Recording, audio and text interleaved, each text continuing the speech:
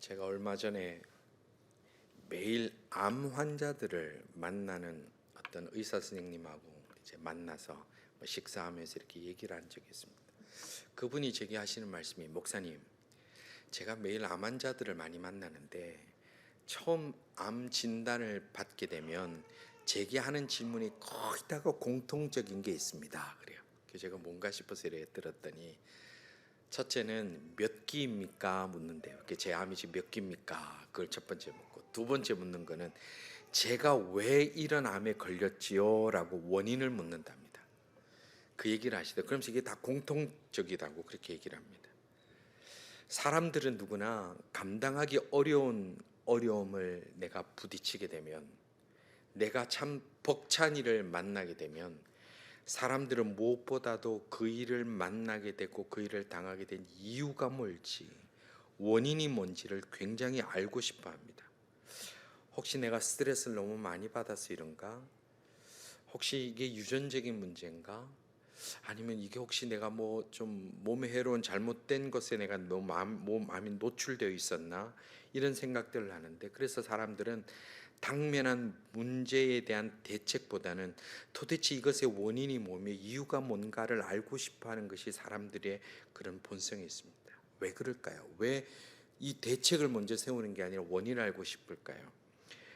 그 이유를 사람들이 알게 되면 자기가 그 상황을 통제할 수 있다라는 생각을 하기 때문에 그렇습니다. 내가 이 문제의 이유를 알면 내가 통제가 될 거야. 그리고 그 이유를 정확하게 찾으면 이제부터 내가 지금 당하는 이 고통이 있을지라도 이 고통이 헛되지 않을 거라는 기대를 합니다. 왜냐하면 이걸 내가 극복할 수 있다고 생각하니까. 그리고 그 명확하게 설명이 되면, 그러면 그 어려운 가운데도 자기 자신을 지킬 수 있다라는 그런 의지를 가지게 됩니다. 그래서 사람들은 고통의 문제가 내게 오고, 어려운 문제가 내게 오고, 환난의 문제가 내게 오면 모두가 그렇게 얘기를 합니다. 이유라도 알고 싶습니다. 내가 이런 어려움을 당하고 이런 고통을 당하는 이유라도 알고 싶습니다.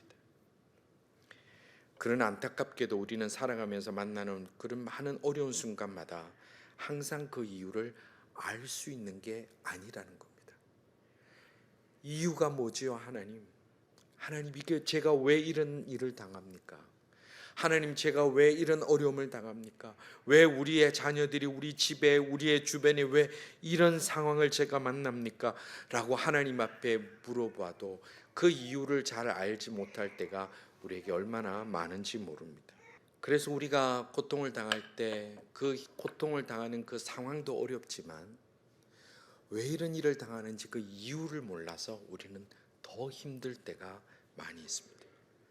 오늘 본문에도 보면 정말 마음이 무너지는 일을, 그것도 한순간에 산더미처럼 만나게 되고 그 가운데 고통받게 되는 그 한 사람이 그 이유라도 알고 싶어서, 회복 이전에 그 이유라도 알고 싶어서 몸부림치면서 하나님 앞에 나아가는 그 처절한 기록이 욥기의 말씀입니다.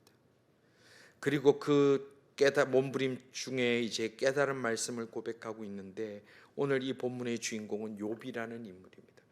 여러분들, 신구약 성경 중에 이 욥기가 연대적으로 가장 앞선 시대라고 그렇게 봅니다. 물론 창세기 이후지요. 앞선 시대라고 볼 만큼 이거는 오래전 그 하나님께서 하나님을 사랑하는 사람에 대한 말씀을 우리에게 주신 겁니다. 욥에게는 10남매의 자녀가 있었습니다. 아들 7과 딸 3이 있었습니다. 그리고 재산이 얼마나 많았냐면 그 지역에 이 사람보다 부자가 없었습니다. 세상적으로 근심과 걱정이라고는 하나도 없어 보입니다. 얼마나 인간적으로 세상적으로 성공해 보입니까? 그런데 욥에게 단 하루아침에 이 모든 것이 무너지는데, 그 10자녀들이 다 죽어버립니다. 재산 다 뺏겨버립니다. 다 강탈해 가버립니다. 그리고 몸에 종기가 나는데, 이게 피부병이 나는데 얼마나 간지러운지 손으로 안 되니까 성경에 보니까 그릇을 깨가지고 그 뼈조각 그거를 긁었다고 돼 있어요. 그러면 손톱으로도 3개 긁으면 피가 나는데, 이거 볼 거 없잖아요. 피가 나는 뒤에 또 긁고 또 긁고 그렇게 해서 그냥 죄를 덮어쓰고 밖에서 뒹굴고 있는데, 그러면 그렇게 잘 살고 있었던 아내라면 등이라도 좀 긁어주고 뭐 약이라도 좀 발라주고 시원한 물이라도 주면 좋은데 뭐라고 그러냐면 네가 믿는 하나님을 저주하라고, 그렇게 그 남편을 저주하고 떠나버립니다.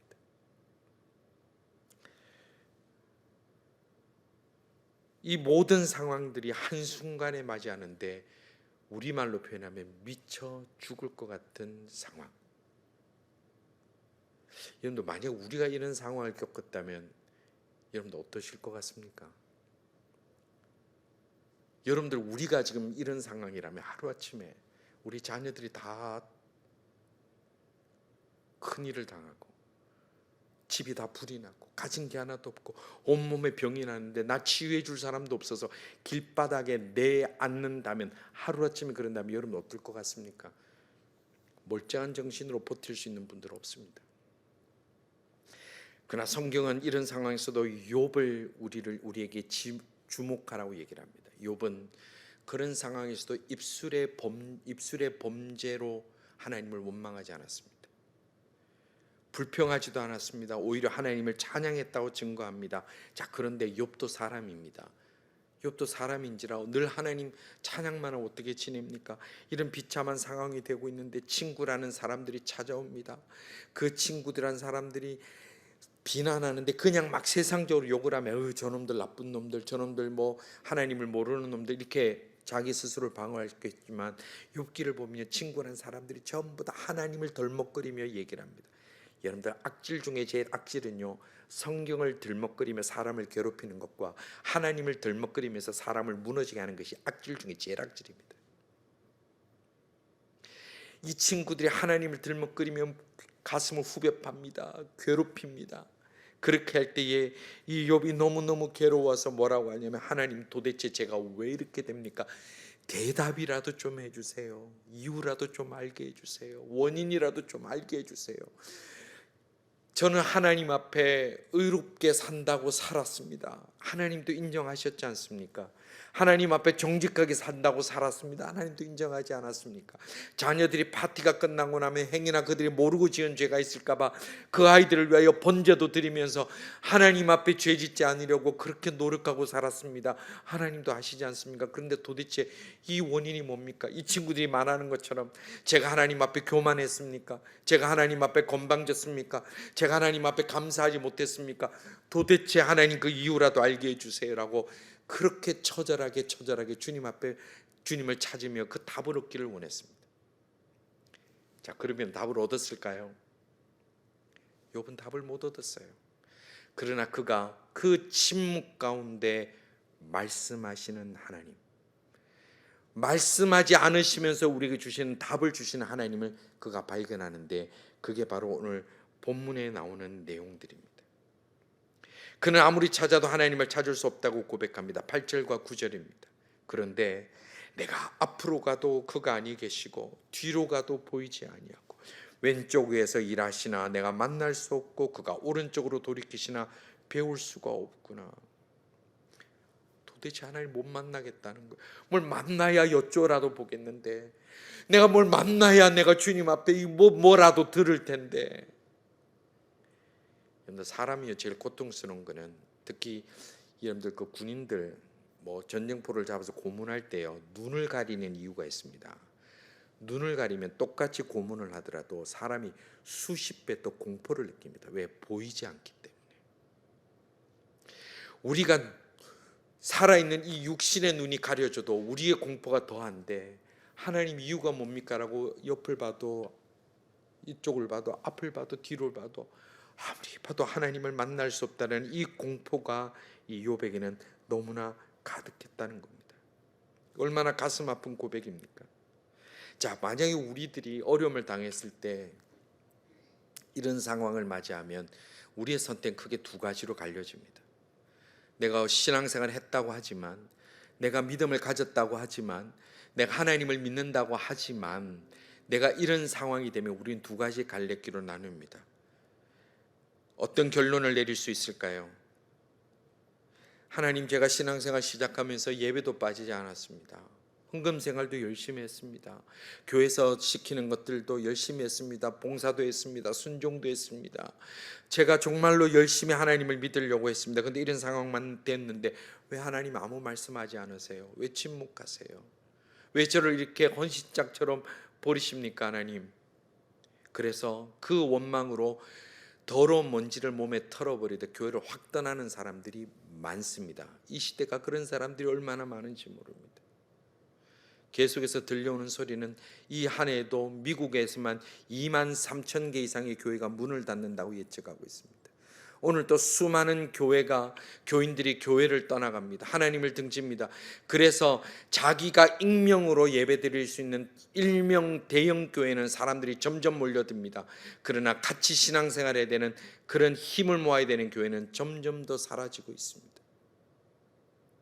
그리고 교회는 나오지 않으면서도 나는 하나님 믿는다고 하는 사람들이 얼마나 많은지 모릅니다. 왜? 하나님을 원망하기 때문에 그런 거예요. 여기 가도 소망이 없고 저기 가도 소망이 없고 앞을 봐도 소망이 없고 저기 가도 소망이 없고, 그렇다고 해서 하나님이 계시지 않는 게 아니지 않습니까? 성도 여러분,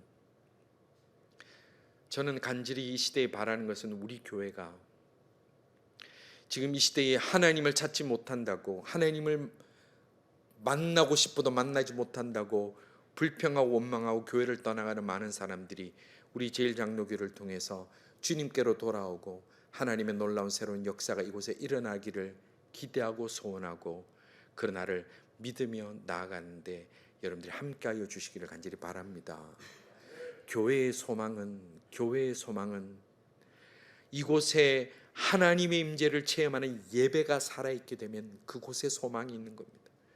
교회 와서 친절하게 인사하지 못하고 자기를 환영하지 못한다 받을지 모르지만 예배드리는 그 자리에서 내가 하나님을 만날 수 있는 가슴 떨리는 그 순간을 경험한다면 목마른 사슴이 시냇물을 찾듯 주의 백성들이 이곳에 오게 되어 있는 거예요. 어려움을 당할 때 믿음이 약한 사람들은 다 떠나지만 그러나 여기에서 하나님을 믿는 확신을 가지고 신앙생활하는 사람들은 오히려 더 힘을 내어 주님 앞에 달려가게 됩니다. 어제 새벽 기도 때 우리가 빌립보서 말씀을 묵상했지만 거기에 달려가노라라고 하는 표대를 향하여 내가 달려가노라, 그 달려가노라는 단어는 그냥 러닝하는 게 아니라 추격한다는 얘기예요. 추격해 나간다. 그게 우리가 그리스도를 믿는 자들의 자세라고 그랬습니다. 우리가 어려움을 당합니다. 주님의 뜻이 어디입니까? 그냥 슬슬 산책하듯이 돌아보는 게 아니라 주의 뜻이 어딘지 추격해 나가고 달려가는 자에게 놀라운 은혜를 경험하게 되는데, 그 욥이 그 가운데 고통 가운데 이 23장에 이르러서 무엇을 고백하느냐? 10절 말씀에 그의 고백은 이렇습니다. 그러나 내가 가는 길을 그가 아시나니. 우리 다 같이 읽겠습니다. 그러나 내가 가는 길을 그가 아시나니. 확실히 믿으시기를 주님의 이름으로 축원합니다. 그러나라는 게 뭐냐 하면 앞을 봐도 뒤를 봐도 위를 봐도 어디를 봐도 내가 이 고통의 문제에 답을 얻지 못하고 내가 왜 이런 눈물의 시간을 보내야 되는지, 왜 이리 아픔을 당해야 되는지, 왜 남들은 다 행복해 보이는데 왜 나만 이렇게 울어야 되는지 이유를 모르는 그런 상황이 여전히 있으나, 그러나 내가 하나 발견하는 것은 그럼에도 불구하고 내가 가는 이 길을 우리 하나님께서 다 아신다는 확신이 내게 있노라라는 고백이라는 겁니다. 성도 여러분, 우리가 각자 다 말하지 못하지만 우리가 그렇게 하늘을 향하여 눈물 흘릴 때가 있지 않습니까? 하나님 왜 접니까? 하나님 제가 왜 이렇게 고통을 당해야 됩니까? 남들은 다 잘 살던데, 신앙생활 똑바로 안 해도 저렇게 잘하고 교회 안 다니는 저 사람들 저래 잘 되는데 하나님 저는 왜 그렇습니까? 이 답이 뭡니까? 앞을 가보고서 찾습니다. 뒤를 가서 찾습니다. 오른쪽 왼쪽을 가서 찾습니다. 하나님 좀 만나주세요. 만나주셔야 제가 뭐라도 하나님 앞에 하소연할 거 아닙니까? 저 친구들은 저렇게 저를 비난하고 저 친구들은 저를 저렇게 조롱하는데 하나님 저 이유라도 알아야지 제가 이 상황을 통제하고 제가 희망을 가질 거 아닙니까? 그렇게 했는데도 답은 없습니다. 그러나 욥이 발견한 것은 뭐냐면 그럼에도 불구하고 내가 가는 길을 주님이 모르고 계신 것이 아니라 다 알고 계신다라는 확신을 가진다는 거예요. 성도 여러분, 우리의 걸음걸음들을 내 남편, 내 아내, 내 자녀는 몰라도 살아계신 하나님, 능력의 하나님, 나를 창조하신 하나님은 다 알고 계시는 줄 믿고 그 주님 붙들고 나아가는 우리 하나님의 사람들 다 되시기를 주님의 이름으로 축원합니다. 욥의 이 고백은 놀라운 믿음의 고백입니다. 우리의 믿음이라는 것은 이성과 판단에 다 증명이 된 후에 얻어지는 것이 아니라 우리의 결단으로부터 인하여 삶에 확인할 수 있는 현장으로 나아가는 것이 믿음의 특징입니다. 예수님께서 부활하셨습니다. 제자들이 만났습니다. 근데 마침 그때 못 만났던 제자가 한 명 있었지요. 이름이 도마입니다. 토마스. 도마가 제자들이 예수님을 만났다니까 뭐라고 얘기를 합니까? 요한복음 20장 25절에 그가 이렇게 얘기를 했습니다. 내가 그의 손에 못자국을 보며 내 손가락을 그 못자국에 넣으며 내 손을 그 옆구리에 넣어보지 않고는 믿지 아니하겠노라. 증명되지 않는 신앙은 내게 의미 없다. 이렇게 얘기한 거예요. 이 시대 우리가 그런 얘기를 많이 하잖아요. 증명되지 않는 신앙이 무슨 의미가 있느냐. 그런데 그런 도마 앞에 예수님이 직접 나타나셨습니다. 그러면서 주신 말씀이 뭡니까? 20장 29절입니다. 예수께서 이르시되 너는 나를 본 고로 믿느냐? 너는 봤다라는 그 증명으로 인하여 나를 믿느냐? 보지 못하고 믿는 자들은 복되도다 하시니라. 아멘. 다른 말로 볼까요? 보고 믿겠다고 하는 사람들은 복되지 않다라는 얘기예요. 오늘 이 시대 우리가 신앙을 얘기를 하면서 얼마나 이성적이며 우리가 논리적으로 하나님을 내 논리 속에 집어넣으려고 하는지 모릅니다. 교회 생활도 마찬가지입니다. 그러나 주님이 말씀하시는 것은 논리 후에 신앙이 들어가는 것이 아니라 믿은 후에 우리에게 은혜가 들어간다, 복이 들어간다고 그랬습니다. 욥은 지금 비참한 처지에 있지만 그가 고백하는 것은 나는 아직 하나님을 찾지 못했다. 나 아직 이 일에 대해서 정확한 답을 얻지 못했다. 그러나 내가 가는 길을 주님은, 우리 하나님은 다 아신다라고 나는 확실히 믿는다. 이 고백을 하고 있는 겁니다. 자, 그럼 이 상황에서 욥이 다 나았습니까? 천만의 말씀이 여전히 온몸은 피가 흐르고 있고 깨진 그릇으로 몸을 긁으면서 고백한 것이 바로 이 고백이라는 겁니다. 성도 여러분, 우리 삶에서 찬바람이 부는 광야 한가운데 벌거벗고 서 있는 듯한 그런 순간들을 경험할 때가 여러분들 많이 있지 않습니까? 이 세상에 나만 홀로 남아있는 것 같고 나만 눈물을 몰래 삼켜야 될 일들이 우리 젊은이들은 아직 없는지 모르겠습니다만은 그런 인생은 아무도 없습니다. 고통에서 면제된 인생은 단 한 사람도 없습니다. 눈물에서 면제된 인생을 살아가는 사람은 단 한 사람도 없습니다. 그러나 우리가 그런 현실을 만날 때에 그러한 현실은 하나님의 저주가 아니라 나를 더 빛나게 만드시는 하나님의 손길이 그 시간에 있다라는 것을 우리가 믿는 것이 우리가 하나님 앞에 그 고통의 시간을 이겨나가고 하나님의 뜻에 맞게 승리하는 자가 되는 중요한 길입니다. 욥이 이렇게 고백합니다. 10절을 다시 한번 읽으면 우리 다 같이 한번 읽읍시다. 욥의 고백입니다. 그러나 내가 가는 길을 그가 아시나니 그가 나를 단련하신 후에는 내가 순금같이 되어 나오리라. 아멘. 믿으시는 분들 아멘 하시기 바랍니다.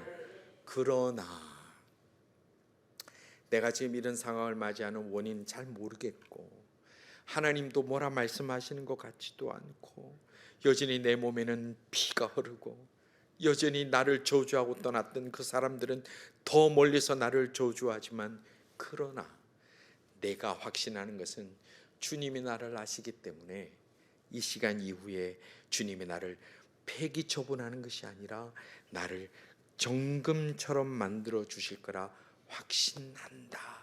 그렇게 고백하는 겁니다. 이것이 얼마나 위대한 고백인지 모릅니다. 우리가 한번 욥의 자리에 지금 앉아 있다고 생각해 보시면 이 고백이 얼마나 위대한 고백인지 모릅니다. 여러분들 요즘 금값이 사상 최고라고 합니다. 집에 금덩어리 한 10대 개씩 다 있지 않습니까? 이 비밀을 지키는 분들 보세요. 표는 금이 얼마나 귀한지 요즘 금리빨도 안 보여요. 응? 그 원빈이 씹어 먹고 싶다는 그 금리빨도 안 보여요. 그거. 근데 금이라고 다 같이 가치 있는 금이 아니지요. 금이 18K가 있고 14K가 있고 24K가 있어요. 18K는요, 왜 18K냐면 불순물이 25%가 들어있기 때문에 18K예요. 이게 시계 24시간을 기준으로 해서 이렇게 만든 말인데, 그러니까 18K는 25%가 금이 아닌 다른 게 있으면 18K. 그러면 24K는 불순물이 거의 없는 게 24K예요. 그래서 요즘 금값이 오른다 하더라도 18K 한 덩어리하고 24K 한 덩어리하고는 가치가 달라요. 가치가 달라요. 그런데 사람들은 그러면 뭘 가지고 싶을까요? 자, 18K 한 덩어리, 24K 한 덩어리 두 개, 여러분들 뭘 가지고 싶어요? 24K 갖고 싶어요? 예, 저는 두 개 다 갖고 싶어요. 예, 참 검소하시네 여러분들. 예, 굳이 하나를 선택하라면 24K를 선택하죠. 왜 그렇죠? 그게 더 가치 있는 거기 때문에 그렇습니다. 우리가 그리스도인이지만 우리에게는 18K와 같은 믿음의 삶을 살아가는 사람이 있고 24K가 이미 된 분들도 계시겠지요. 우리는 금덩어리는 갖고 싶은데 문제는 내가 24K가 되는 것을 다 싫어해요. 24K 금덩어리는 갖고 싶지만 내가 24K 되는 걸 다들 힘들어해요. 왜냐하면 하나님은 나같이 불순물이 많은 자들을 24K로 만들기 위해서 단련하시거든요. 불순물을 빼기 위해서 열을 가하시고 망치로 두드리시고 그 가운데 우리의 모양과 우리의 생각이 달라지게 만드시는 것이 하나님의 재련법이기 때문에, 하나님, 제가 순금같이 되어 나오게 하시는 하나님의 손길인 줄 알지만 너무 힘들어요. 하나님 너무 고통스러워요. 하나님 너무 절망스러워요. 그렇게 울부짖는 것이 우리들의 모습이라는 겁니다. 그러나 여러분들, 우리가 18K가 아니라 24K를 원하는 것처럼 하나님은 우리에게 18K 그리스도인이 아니라 24K 그리스도인들을 원하신다는 것을 우리가 꼭 기억하셔야 됩니다. 그래서 행여나 내가 고통을 당하고 어려움을 당하고 행여나 눈물의 골짜기를 걸어갈지라도 주님이 나를 24K로 만드시려는 하나님의 뜻이 있구나라고 그런 욥의 고백을 우리가 할 수 있다면 우리는 그 길에서 결코 좌절하거나 포기하는 자가 아니라 하나님께서 주시는 은혜의 그 결론을 향하여 나아가는 믿음과 힘이 생길 줄 확실히 믿으시기를 바랍니다. 지금 재련소에 들어가 계십니까? 너무 뜨겁습니까? 그 망치질이 너무 아픕니까? 사람들은 몰라도 하나님은 아십니다. 그리고 하나님이 우리에게 24K가 되기를 원하시는 겁니다. 우리 공부하는 학생들도 마찬가지입니다. 이곳에 와서 한국에서는 다 대접받고 하지만 여기 오니까 아무 관심도 없죠. 힘들죠. 여러분들이 그냥 힘든 게 아니라 이곳에서 하나님께서 나를 단련하신 후에 귀하게 쓰시겠다라는 그 기대를 가지고 살면 이 시간이 여러분들 훨씬 더 버티고 이겨나가기 쉽다는 것을 꼭 기억하셔야 됩니다. 성도들 가운데 몸에 질병이 있는 분이 있습니다. 다른 삶의 어려움이 있습니다. 여러 가지 상황이 있지요. 하나님은 우리를 24K로 만드시는 과정인 줄 믿고 그 어떤 가운데 그 고통 때문에 도망가는 자가 아니라 내게 있는 세상적인 불순물을 다 걸러내고 뽑아내고 나를 순금처럼 만드시는 그 과정에 있는 줄 믿고 아직은 결론에 도달하지 않았다라는 확신으로 우리가 오늘 또 믿음의 길들을 함께 걸어갈 수 있는 하나님의 사람들 다 되시기를 주님의 이름으로 축원합니다. 아직은 결론에 도달하지 않았습니다. 믿으십니까? 우리의 결론은 아직 남아 있습니다. 우리는 과정이 있기 때문에 하나님께서 우리를 바라주시는 그 고난의 의미를 바로 이해하고 직시하여서 나를 정금같이 만드는 이 귀한 시간을 가치 있게 만들어서 주님 앞에 모든 것들을 다 역전의 용사로 주님 앞에 나갈 수 있기를, 눈물의 제목이 감사의 제목으로 바뀌어줄 수 있기를, 고통의 신음소리가 찬양의 소리로 바뀌어줄 수 있기를, 비난과 원망의 마음이 감사와 영광의 마음으로 바뀌어줄 수 있기를 주님의 이름으로 축원합니다. 우리 아까 예배를 시작하면서 우리 영국 형제 우리 찬양팀 불렀던 찬양이 있습니다. 주가 보이신 생명의 길. 우리의 현실과 상황을 두면서 하나님 나를 정금같이 만드시는 주님의 은혜, 예전에 저를 정금같이 만들어 주셨던 그 은혜, 앞으로도 나를 정금같이 만들어 주실 그 은혜를 사모하면서 우리 이 찬양 한번 같이 불렀으면 좋겠습니다.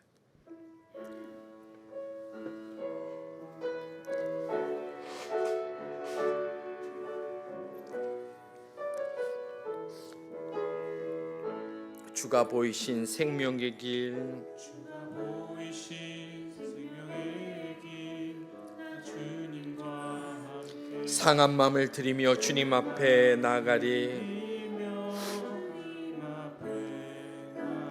나의 의로움이 되신 주,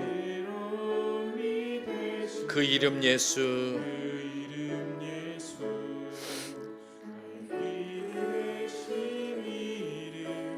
예, 우리 크게 찬양합시다. 나의 길, 나의 길, 오직 그가 하시나니. 아멘. 나를 단련하신, 우리 더 크게 찬양합시다. 내가 정금같이. 아멘. 나의 길 오직 그가 하시나니. 나의 길 오직 그가 하시나니. 나를 단련하신 후에. 아멘. 주여, 내가 정금같이 나오. 한 번만 더 후렴. 나의 길 오직 그가 하시나니. 주님 나의 길을 봐주신 줄 믿습니다. 나를 단련하신 후에는 내가 정금같이 될 줄로 믿습니다.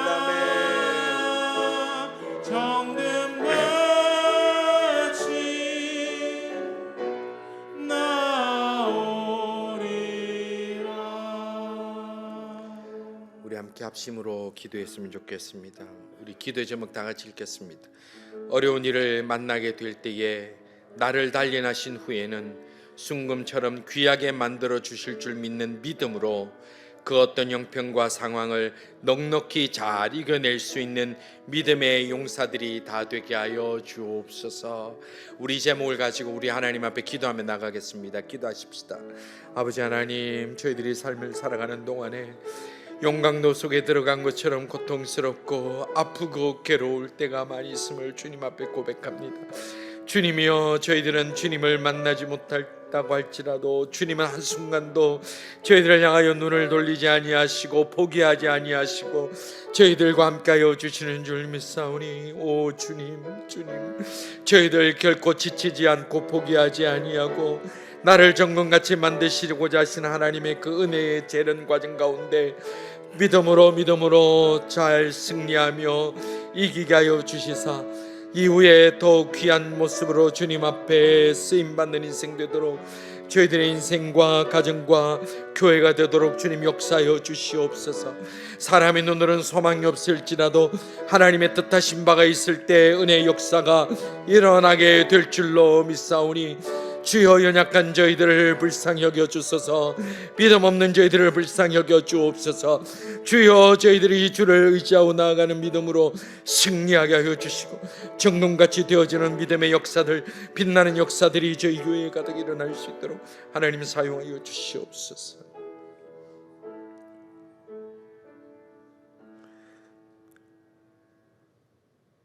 창조주 되신 우리 하나님 아버지,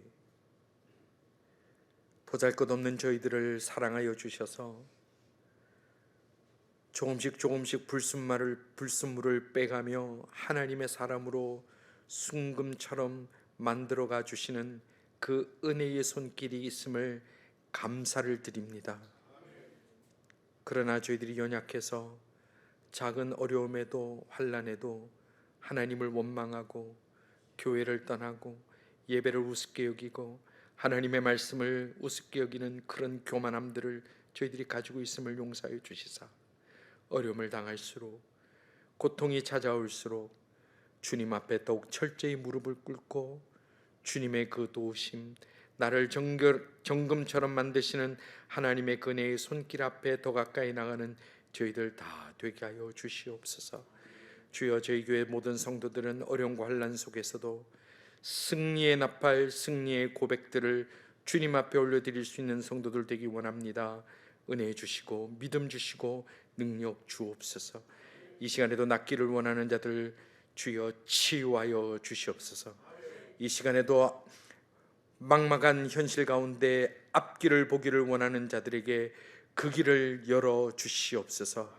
비자 문제와 결혼 문제와 직장 문제와 자녀들 문제와 삶의 문제와 모든 것들 앞에 주님 앞에 믿음으로 내어놓고 엎드리는 자들에게 모든 것이 합력하여 선을 이루며 정금같이 되어지는 역사를 주여 허락하여 주시옵소서. 예수님 이름으로 기도드리옵나이다. 아멘.